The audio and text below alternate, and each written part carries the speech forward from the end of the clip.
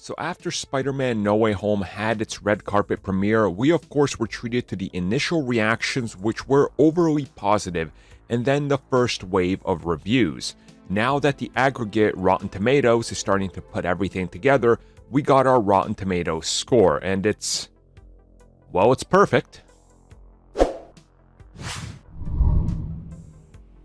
So as of the making of this video, the film has a 100 on Rotten Tomatoes. And at the time of the making of this video, there is just under 50 reviews in. Quite obviously, we are expecting that there's gonna be a drop-off, but how big, that remains to be seen. Usually, if you're at 100, for about 40 to 50, you tend to remain somewhere in the 90s when it's all said and done a few weeks from now.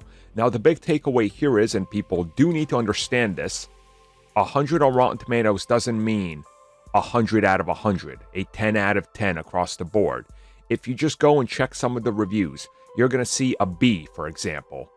You're going to see a 9 out of 10. You're going to see an 8 out of 10. You're going to see a 7.5 out of 10. You're going to see a 3 out of 4. You're going to see a B minus. But it's still a positive score, which contributes to the positive overall rating and 100% of the critics that approve of it and like it and say it's good.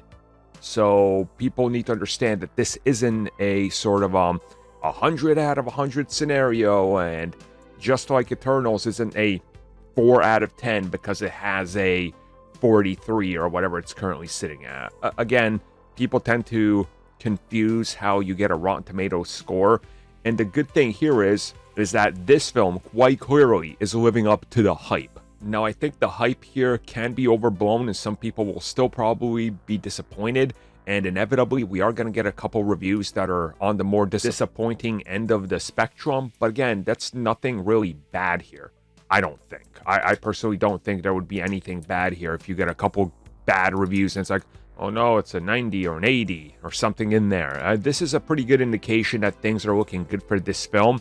And as I said before, I think this film was review-proof. I think it was Rotten Tomatoes proof. There was never going to be anybody that's like, you know what I'm going to do is not watch that new Spider-Man film because if I check Rotten Tomatoes, Scorsese Films says it's terrible. Like, okay, cool.